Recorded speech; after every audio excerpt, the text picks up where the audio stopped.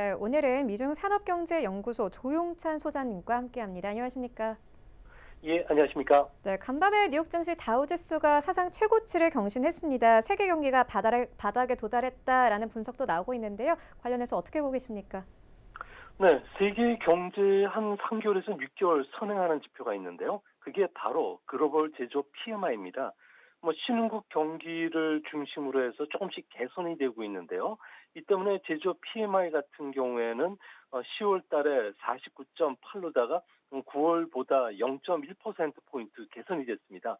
무려 3개월 연속 계속 상승 흐름을 보여주고 있는데요. 아무래도 글로벌 제조업 PMI 방향성을 알려주는 주요 구조 항목이죠. 생산이라든지 신규 같은 경우에는 이미 기준선이 50선을 회복했고요. 그리고 이번 그 세계 경기 수축의 가장 결정적인 원인이었던 재고 조정도 거의 끝나가고 있다는 신호들이 나오고 있는데요. 구매품 재고 그리고 신규 수출 수주 같은 경우에도 계속 개선이 되고 있는 그런 모습이 뚜렷해집니다. 아무래도 전 세계적으로 5G 관련 제품 수요들이 늘어나고 있는데요. 이 때문에 IT 관련 쪽의 재고 조정이 가장 먼저 진행되고 있기 때문에 그렇습니다. 전 세계 국가 중에서도 제조 PMI가 50선을 회복한 국가들이 많이 늘어나고 있는데요. 베트남, 필리핀, 인도와 같은 아시아 국가뿐만 아니라 멕시코, 브라질 같은 경우에도 50선 위로 올라갔는데요. 시간이 갈수록 경기 회복세가 신흥국을 중심으로 해서는 더 뚜렷해진다는 점에서 현재 아시아 신흥 증시 중에서 인도 증시가 가장 그 뜨거운 그 상승세를 보이는 것도 이 때문인 것으로 보여집니다. 네, 그렇다면 참고해 볼 만한 경제 지표 있습니까? 네, 세계 GDP 성장률보다 한 9개월 먼저 선행하는 지표가 OECD 경기 선행지수입니다. 이 OECD 경기 선행지수 같은 경우에는 경기 전환점을 찾는 데는 매우 유용하고요. 신뢰도도 상당히 높습니다. OECD 경기 선행지수로 보면은 세계 경기는 2017년 11월을 피크를 기록한 이후에 19개월째 연속 하락 추세지만요. 10월부터는 하락 브레이크가 걸리기 시작했다는 겁니다. 곧 회복 국면으로 전환할 수 있다는 것을 신호음을 울리고 있는데요. OECD 경기 선행 지수를 보면은 세계 경기가 어느 국면에 와 있고 그리고 언제부터 본격 회복될 수 있는지를 추론할 수 있는 그래프가 바로 세계 경기 순환 시기라는 게 있습니다. 여기에 보면은 현재 세계 경기는 회복 국면을 의미하는 1분기 영역이죠. 오른쪽 영역에 다가가고 있는 그런 모습인데요. 이 때문에 앞으로 IT 관련해서 재고 조정이 좀 활발히 더 진행이 된다면은 OECD 경기 선행 지수 같은 경우는 분명하게 경기 회복 신호를 낼 것으로 보여진다는 점에서 앞으로 한 2년 정도는 경기 확장 사이클에 들어갈 수 있다는 측면에서 지금 경기가 가장 안 좋은 바닥 국면을 지금 막 통과하고 있거나 바닥 국면에서 회복으로 진행되는 마지막 국면이 아니겠는가 이렇게 보여집니다. 네, 알겠습니다. OECD 경기 선행지수 순환도까지 소개를 해주셨는데 그렇다면 어떤 부분을 좀 보고 침체인지 회복인지 알 수 있을까요? 네, OECD 경기 선행 지수를 보면은 지난 60년간 15번 정도의 경기 순환이 있었는데요. 경기 순환 국면을 한 바퀴 도는 데는 평균 4년 정도 걸렸습니다. 2000년 이후에는 평균 한 35개월 정도로 짧아졌는데요. 아무래도 금융기법이 고도화되고 제4차 산업혁명이 진행되고 있기 때문에 그런 것으로 보여집니다. 세계 경기가 바닥을 치고 회복 국면에 들어갔다고 볼 수 있는 가장 강력한 신호도 아무래도 주요 국가에서 그 경기 부양책을 일찍 꺼내고 있다는 점인데요. 모든 나라가 현재 재정 확대 정책으로 돌아선 상태고요. 정책 금리 인하도 세계가 같이 공조하면서 추진하고 있기 때문에 앞으로 몇 개월이 지나지 않는다면은 세계 경기도 회복세로 돌아섰다는 것을 분명히 보여줄 것으로 생각이 되는데요. 아무래도 중국 같은 경우에는 주요 국가 중에서도 가장 먼저 올 초서부터 정책 총동원령을 내린 상태고요. 또 미국이나 EU 같은 경우에는 금리 인상을 중단하고 금리 인하로 지금 돌아섰다는 점입니다. 이 때문에 앞으로 하나 둘씩 경기가 바닥을 치고 회복되는 신호음들이 더 강할 수 있다는 점에서는 앞으로 경기 회복과 관련된 모멘텀과 관련해서 가장 수혜를 받는 종목들을 중심으로 연구하고 그다음에 그 종목을 찾아내야 되지 않을까 생각이 듭니다. 네, 결국 시청자분들이 가장 궁금해하는 것은 주식시장일 텐데요. 이와 관련해서 연관성 어떻게 보고 계십니까? 네, 세계 경기 선행지표인 OECD 경기 선행지수를 보면요. 세계 경기는 4분기를 전후해서 바닥을 통과할 것이 거의 확실해 보입니다. 2000년 이후에 OECD 경기 선행지수를 보면은 6번 경기 순환 국면이 찾아왔다고 했는데요. 그 제로라는 기준선을 깨고서 바닥까지 내려가는 경기 하락 국면은 보통 9개월 정도 됐고요. 바닥에서 기준선까지 올라가는 경기 회복 국면은 보통 평균 한 8개월 정도. 그리고 경기 화랑이죠. 제로선에서 피크까지 올라가는 데는 한 6개월. 그리고 경기가 둔화되는 데는 12개월 정도 걸렸습니다.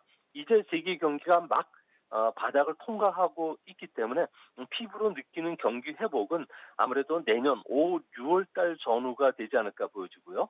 하지만 개인 투자가 입장에서는 꼭 한 가지는 기억하셔야 됩니다. OECD 경기 선행지수가 1포인트 움직일 때마다 세계 주가는 15포인트 정도 상승했는데요. 상관관계가 무려 0.7이기 때문에 매우 유용성이 높은 지표가 됩니다. 이 때문에 앞으로 지수가 상승할 때마다 주가 상승 탄력도 상당히 강해질 것으로 보여지는데요. 결국 과거 경험치로 추정해 보면요. 세계 주가는 2022년 2월을 전후해서 경기 정점을 찍는 때까지 올라갈 것으로 보여지는데요. 이렇게 되면은 2년간 앞으로도 20% 이상의 주가 상승이 가능할 수 있다는 점에서 지금이 주식 시장에 투자할 수 있는 절호의 그 시점이 되지 않을까 생각이 됩니다. 네, 회복 국면이라도 위험 요소도 있을 것 같습니다. 관련해서 어떻게 보고 계십니까? 네, 아무래도 가장 큰 위협은 미중 간의 무역 전쟁이 될 가능성이 크고요. 그 다음으로는 미국 그 대선과 관련된 불확실성이 되는데요. 이 시간에는 아무래도 미중 무역 전쟁을 조금 더 말씀드리는 게 옳을 것 같고요. 다음 시간에 미국 대선과 관련된 주가 흐름을 말씀드리는 게 옳을 것으로 보여집니다. 현재 중국의 경기 선행 지수를 보면은 바닥을 친 것으로 보여지지만 앞으로 미중 간의 패권 전쟁이 긴 그림을 가면서 진행이 될 수 있다는 사항을 본다면은 아무래도 1단계 무역 합의문 작성이 난항을 겪는다면은 아무래도 경기 회복이 조금 늦어질 가능성이 크고요. 미국 같은 경우에는 시장주의 그리고 중국은 국가 자본주의가 변함이 없기 때문에 앞으로 미중 간의 관계가 악화된다면 중국은 내부적인 체제 구조적인 모순이 언제든지 튀어나올 수 있고요. 이렇게 되면은 중간재를 중국에 수출해서 가공해서 다시 미국에 수출하는 우리나라를 비롯한 대만, 일본 같은 경우에는 경기 회복이 조금 늦어질 가능성이 크지 않을까 보여집니다. 다행인 점은 세계 경기와 기업 실적이 늘 함께 회복이 됐는데요. 신흥국 중에서도 한국이나 대만 같은 경우에도 아무래도 경기 회복이 가장 빨랐다는 점에서는 외국인들이 이제 한국 증시를 눈여겨보는 시점이 이제 도래한 것으로 판단이 됩니다. 네, 그렇다면 우리 시청자분들은 언제쯤 좀 투자를 해보면 좋겠습니까? 네, MSCI 전 세계 주시장이 만들어진 1970년 초부터 지금까지 보면은 아무래도 연간 주가 등락률은 평균 한 9% 정도 됐습니다. 이를 경기 순환 국면으로 쪼개서 본다면요. 회복 국면에 들어간 직후부터 1년간은 평균 주가 상승률이 크게 상회를 했다는 겁니다. 회복 국면 중에서도 가장 상승률이 낮았던 93년 3월부터 1년간은 한 10%만 상승했을 뿐이고 나머지는 그 평균 그 연평균 주가 상승률 9%보다 2배에서 4배 정도 상당히 컸었는데요. 이 때문에 현재 밸류에이션 지표가 바닥권까지 떨어진 아시아 증시를 중심으로 해서 불장 주가 반등이 찾아올 수 있는 상황입니다. 예상 주가 수익 비율이라든지 애널리스트가 예상 실적을 상향 조정한 것을 지수화시킨 리비전 인덱스라든지 또 개인이나 기관 의 투자 마인드 같은 경우도 바닥권에 떨어졌기 때문에 이번에 경기 회복 국면을 타는 이 상황 속에서 진짜 경기와 관련해서 가장 민감한 종목에 투자했을 경우에는 아무래도 큰 목표 수익률을 달성할 수 있지 않을까 보여집니다. 네, 중국도 굉장히 중요한 이슈지 않습니까? 그런데 최근에 좀 홍콩 시위에 강경하게 대응하고 있습니다. 관련해서 어떻게 보십니까? 네, 캐리람 행정장관이 중국을 방문한 뒤에 중국 지도자들 같은 경우에는 중앙정부 권력에 대한 그 도전이라고 홍콩 시위를 결론 내렸고요. 홍콩과 관련된 통치권을 사수하겠다고 밝혔기 때문에 홍콩에서도 바로 총기를 사용하기 시작했는데요. 앞으로 중요한 문제는 홍콩 시위와 관련해서는 중국 안에서도 공산당원들이 좀 동일하고 있고요. 국유격 간부뿐만 아니라 정부 기관들까지도 현재 사태를 좀 숨기면서 지켜보고 있다고 합니다. 이 때문에 위기감이 고조가 된 상황이기 때문에 지금과 같은 자연 종료 정책이 아니라 앞으로 시위를 강제 종료하는 정책으로 분명히 바뀔 것으로 보여집니다. 이 때문에 이번 24일 9.2의 선거를 앞두고 민주파 의원 7명에 대한 체포에 나선 것도 이 때문인데요. 앞으로 홍콩과 관련된 시위가 더 격화된다면 9.2의 선거도 연기될 가능성이 크지 않을까 보여집니다.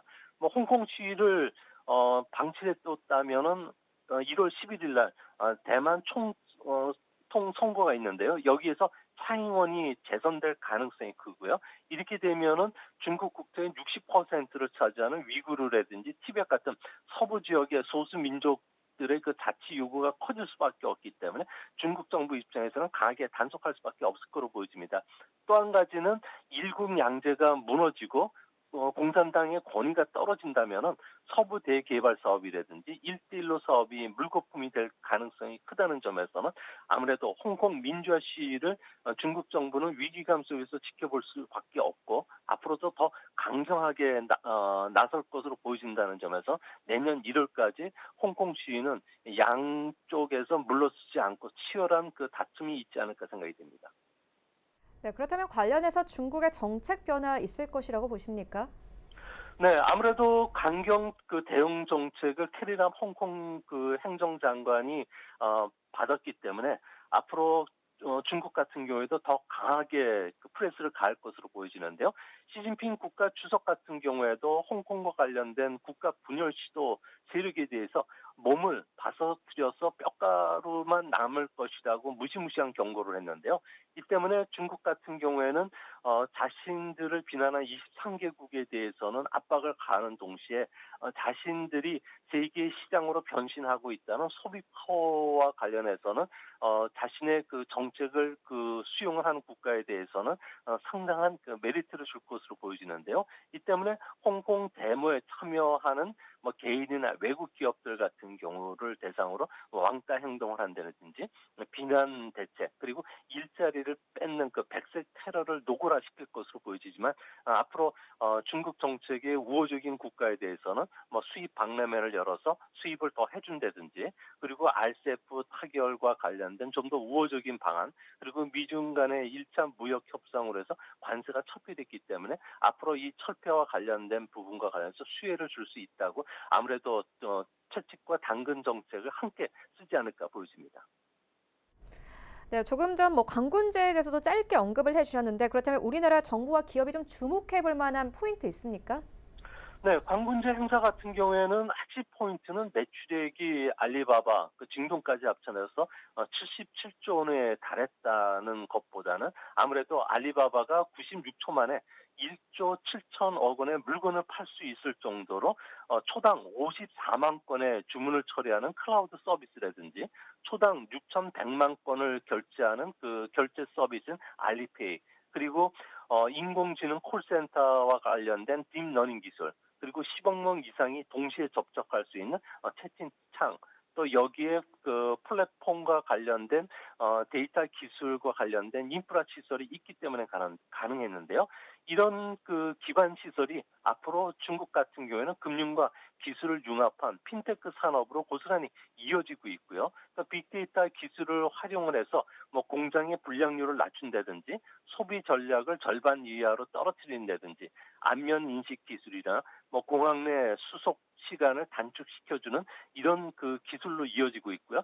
또 종합적으로 금융 플랫폼으로 발전하면서 세계 최초로 디지털 화폐를 발행하는 단계까지 중국을 끌어올린 것으로 보여집니다. 이 때문에 앞으로 알리바바나 텐센트 같은 경우에도 미국의 가파와 같이 전 세계 디지털 포모로서의 역할을 변신할 수가 있기 때문에 이들 기업과 관련된 구조 개혁에 좀 더 관심을 두셔야 되지 않을까 생각이 듭니다. 네, 지금까지 미중산업경제연구소 조용찬 소장님과 함께했습니다. 고맙습니다. 네, 감사합니다.